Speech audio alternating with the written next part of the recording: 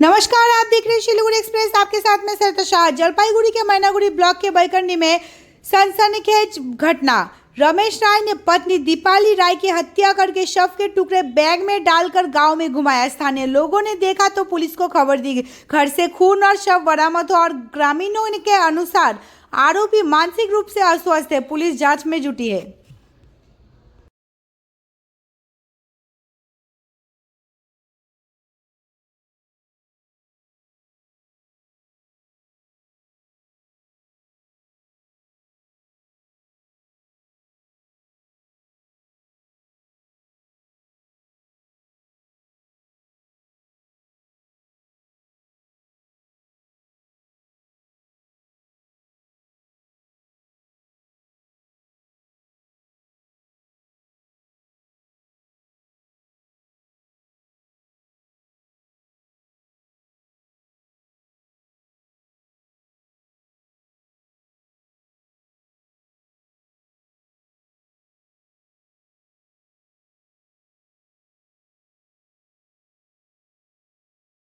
ধর্মতলায় ধুন্ধুমার কাণ্ড। আইএসএফ বিধায়ক নওশাদ সিদ্দিকীর নেতৃত্বে বিক্ষোভ চলছিল। সেখানেই সেই বিক্ষোভ হঠাতে গেলেই পুলিশের সঙ্গে প্রবল ধস্তাধস্তি শুরু হয় আইএসএফ কর্মীদের। তাঁদের সরিয়ে দেওয়ার চেষ্টা করেন পুলিশ আধিকারিকরা। শুধু আইএসএফ কর্মী নন, পাশাপাশি বিধায়কের সঙ্গেও ব্যাপক তর্কে জড়ায় পুলিশ।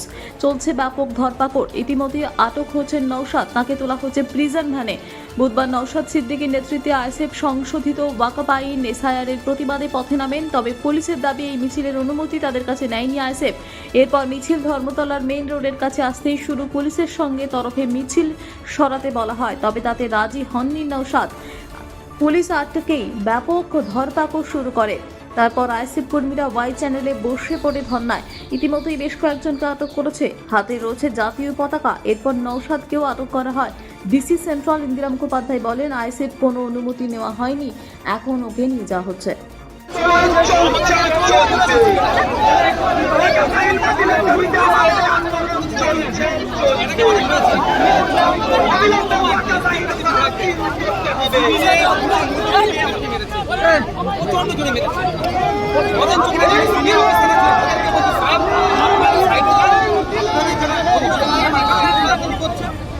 চোট হয়ে যেতে পারে, তাদের সম্মান রাখতে, তার পরিবর্তে কি আমি পেলাম পুলিশি বাধা কেন? নওশাদ কথা বলছিলাম।